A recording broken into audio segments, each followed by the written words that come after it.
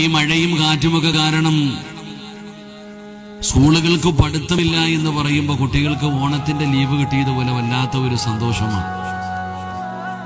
ഇപ്പൊ ഒരു ലീവ് ദിനം കടന്നു വരുമ്പോൾ കളക്ടർ അല്ലെങ്കിൽ ഗവൺമെന്റ് ഓർഡർ ഇടുകയാണ്, മഴയായത് കാരണം ശക്തമായ കാറ്റും മഴയും ഉണ്ടാകാൻ സാധ്യതയുള്ള കാരണം സ്കൂളുകൾക്ക് ലീവാണെന്ന് പറയുമ്പോൾ ഇന്ന് ആ ദിവസം കുട്ടികളെയും വിളിച്ചുകൊണ്ട് എവിടെയെങ്കിലും കറങ്ങാൻ പോകാനോ നോക്കാം.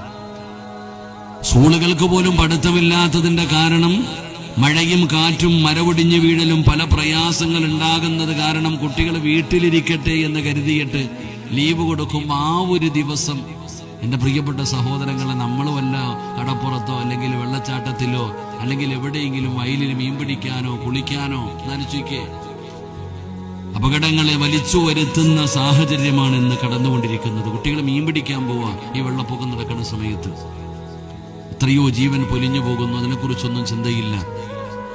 പുഴകളൊക്കെ കവിഞ്ഞൊഴുകുന്നു, എന്തെല്ലാം പ്രയാസങ്ങൾ. തിരുവനന്തപുരത്തിപ്പോ ഒരു മനുഷ്യന്റെ അവസ്ഥ കണ്ടില്ലേ നമ്മളൊക്കെ. അപ്പൊ അപകടങ്ങൾ വല്ലാതെ ഒളിഞ്ഞിരിക്കുന്നു. അതിനപ്പുറം പകർച്ചവ്യാധികൾ പടർന്നുകൊണ്ടിരിക്കുകയാണ്.